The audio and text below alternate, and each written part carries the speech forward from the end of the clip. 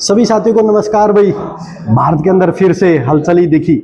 जैसे ही 5 राज्यों में चुनाव हुए, उनका रिजल्ट आया कल, बीजेपी फिर से बड़ी असरदार है ना वो दिखी।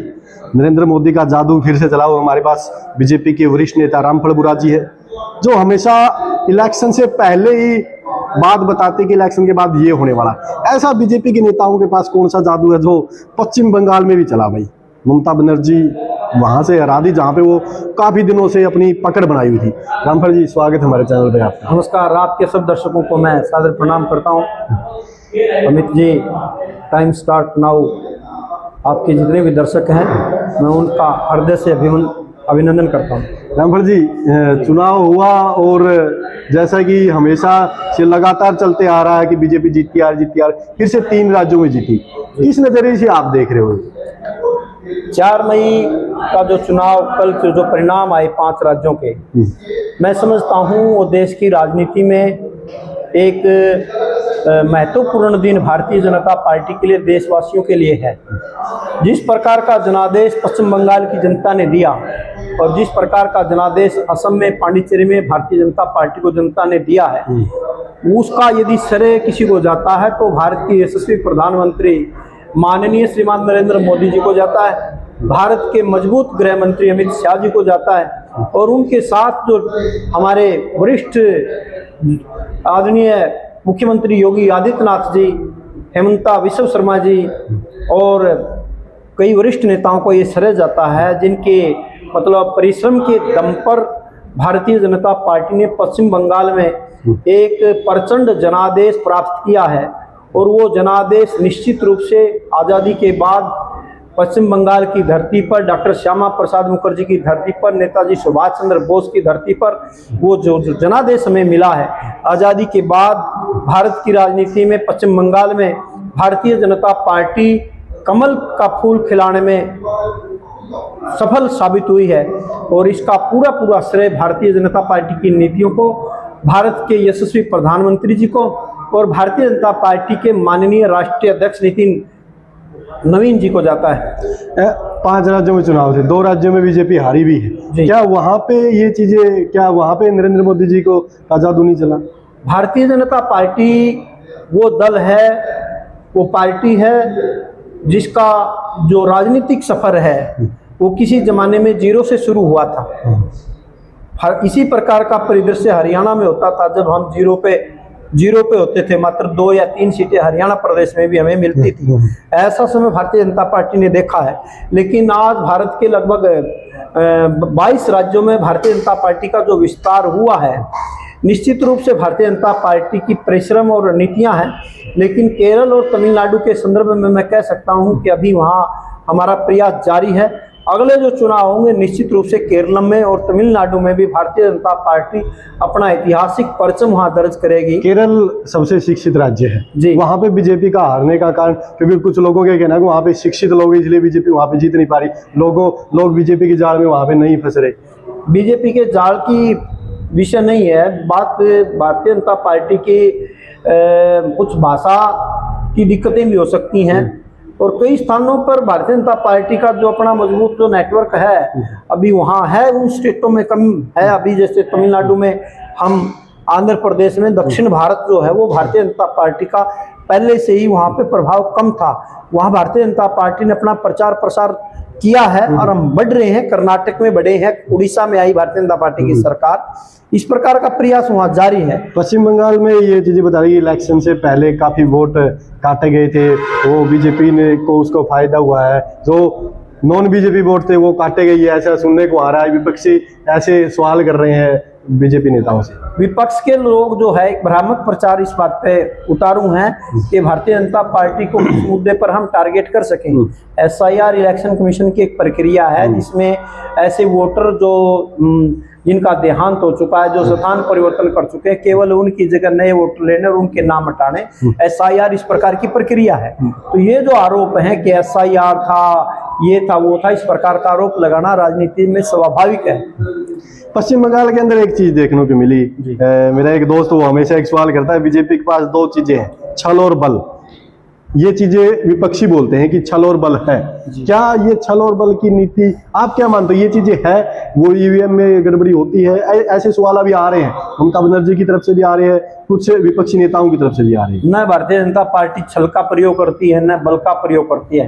भारतीय जनता पार्टी देश के जनमानस के दिलों पर राज करती है, जिसके कारण भारतीय जनता पार्टी की नित्य प्रति सरकारें बनती हैं। आप छल और बल का प्रयोग करने वाले लोग तो फिर वो अपनी सरकार क्यों नहीं बनाए? 15 साल से ममता बनर्जी की वहां सरकार थी, तो उसने छल और बल का प्रयोग उसने करना चाहिए था। भारतीय जनता पार्टी की सरकार ही नहीं थी वहां पर, हम छल बल कैसे प्रयोग करेंगे? इस प्रकार के अनर्गल आरोप लगाना कुछ राजनीतिक दलों का एक आम बात हो चुकी है। भारतीय जनता पार्टी का नित्य प्रति जनादेश बढ़ रहा है, और ये भारतीय जनता पार्टी की, देश के जनमानस की, भारतीय जनता पार्टी के प्रति नीतियों की, और भारत के यशस्वी प्रधानमंत्री योगी आदित्यनाथ जैसे काबिल और मजबूत मुख्यमंत्री की लोकप्रियता का भी प्रमाण है कि वो जिस जिस सीट पे भी जाते हैं वहां पे भारतीय जनता पार्टी को विजय परचम फहरता है। पश्चिम बंगाल के अंदर बहुत सारे बांग्लादेशी हैं, और नरेंद्र मोदी जी के द्वारा भी काफी सारे सर्वे हुए तो बांग्लादेशी, ये भी एक टर्निंग पॉइंट रहा कि जो विदेशी है वो भारत में क्या कर रहे हैं। ये भी एक सहानुभूति ही भारत देश के लोगों के लिए बनी कि हाँ, विदेशी यहाँ से हो सकता है बीजेपी के आने के बाद चले जाए हमारे देश में आ रहे, कि ये चीजें भी वहाँ पे। बिल्कुल बिल्कुल, वहाँ की जनता जनार्दन जो है, पश्चिम बंगाल की जनता जनार्दन बांग्लादेश की घुसपैठियों से परेशान है, और ये भारतीय जनता पार्टी का मुद्दा था। माननीय प्रधानमंत्री जी का, अमित शाह जी का भी मानना था कि एक एक घुसपैठियों को हम बंगाल की धरती से, देश की धरती से बाहर फेंकने का काम करेंगे, और निश्चित रूप से करेंगे, इसमें कोई शक नहीं है। देश की सीमाओं की सुरक्षा करना, मजबूत करना, देश की घुसपैठ को खत्म करना भारतीय जनता पार्टी का विषय है, इसमें कोई शक नहीं। तो वहाँ की जनता घुसपैठियों से परेशान थी, वहाँ के लोग वहाँ के आतंक मचाते हैं, तो निश्चित रूप से छुटकारा भारतीय जनता पार्टी दिलाएगी। और इतना बड़ा जो जनादेश पश्चिम बंगाल की जनता ने दिया है, वो टीएमसी सरकार की जो है नी जन विरोधी नीतियों के कारण भारतीय जनता पार्टी को वोट मिला है, वो मतलब उसकी राष्ट्र विरोधी नीतियों के कारण भारतीय जनता पार्टी की सरकार बनी है। पश्चिम बंगाल की जनता को कोई महसूस हो रहा था कि यदि टीएमसी की सरकार नहीं गई, भारतीय जनता पार्टी की सरकार नहीं सत्ता में आई, तो निश्चित रूप से कुछ समय के बाद उन लोगों का जीना दूभर हो जाता। रामपाल जी, एक सवाल हो सकता है आपको थोड़ा तीखा लगे, कुछ विपक्षी नेता मान ले या उनको या पब्लिक मान ले, ये चीजें कहती है बीजेपी जहाँ पे जीत जाती है वहाँ पे दोबारा फिर सरकार बनाती है, और वहाँ पे थोड़ा एकाधिकार हजमाती, मोनोपोली यानी तानाशाही ही दिखाती है। आप किस नजरिए से देख रहे हैं इस बात? भारतीय जनता पार्टी की कोई तानाशाही नहीं है। भारतीय जनता पार्टी की जो नीतियां हैं, जो काम करने का तरीका, जो वे ऑफ स्टाइल है, हमारे नेताओं का जो एक व्यक्तित्व है, हरियाणा के माननीय मुख्यमंत्री नायब जी का भी एक व्यक्तित्व है, और निश्चित रूप से उससे जनता प्रभावित होती है, जिसके कारण भारतीय जनता पार्टी की बार बार सरकारें बनती हैं। तो ये जो आरोप है इस प्रकार के, वो एकाधिकार थोड़ा विपक्ष के लोग भारतीय जनता पार्टी के, कांग्रेस के विधायक हरियाणा के माननीय मुख्यमंत्री जी की तारीफ करते हैं, तो इसमें हमारा क्या कसूर है? इस प्रकार का आरोप तो वाहियात के लोग लगाते हैं। सैनी जी बड़े हंसमुख हो, उनकी चाहे वो किसी पार्टी का नेता हो या जो वोटर है चाहे वो कांग्रेस का वोटर हो, लेकिन सैनी जी की तारीफ जरूर करता है, भाई वो बड़े अच्छे आदमी है। आज के अखबार में भी कांग्रेस का एक विधायक रतिया से, वो हमारे माननीय मुख्यमंत्री जी की तारीफ कर रहा है। सिरसा का विधायक हमारे माननीय मुख्यमंत्री नायब सैनी जी की तारीफ कर रहा है। तो कांग्रेस के विपक्ष के लोग हमारी तारीफ कर रहे हैं। क्या हमारा तो जनता का प्यार है। क्या वो बीजेपी में आने वाले हो? यदि बात बीजेपी के आने की नहीं है, बात यह है कि व्यक्तित्व, स्वभाव और काम करने का तरीका और सामने के मतलब व्यक्ति को सम्मान देना, ये भारतीय जनता पार्टी के नेताओं में एक गुण है, जिसके कारण हम बार बार जीत रहे हैं। बीजेपी पूरे भारत के अंदर अपना रोब सदमा रही है। अब बात कर लेते हैं एक सवाल हरियाणा के लिए कि आने वाले 2029 में चुनाव होंगे, हरियाणा की तैयारियां अगर इन चुनाव को देखें तो कहीं से हरियाणा के अंदर क्या फिर से बीजेपी बाजी मारे? कल का जो जनादेश है, 4 मई के जो परिणाम है, वो देश के राजनीतिक क्षेत्र में, राजनीतिक इतिहास में एक अभूतपूर्व उनका परिणाम और दूरगामी उनके परिणाम मिलने वाले।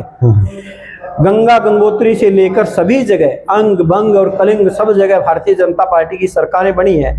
ये जो जनादेश है, ये 2029 के आने वाले चुनाव का एक मतलब ट्रेलर है, और इसे साबित हो रहा है कि 2029 में भारतीय जनता पार्टी फिर प्रचंड बहुमत के साथ भारत की लोकसभा में अपना परचम फहराने वाली है।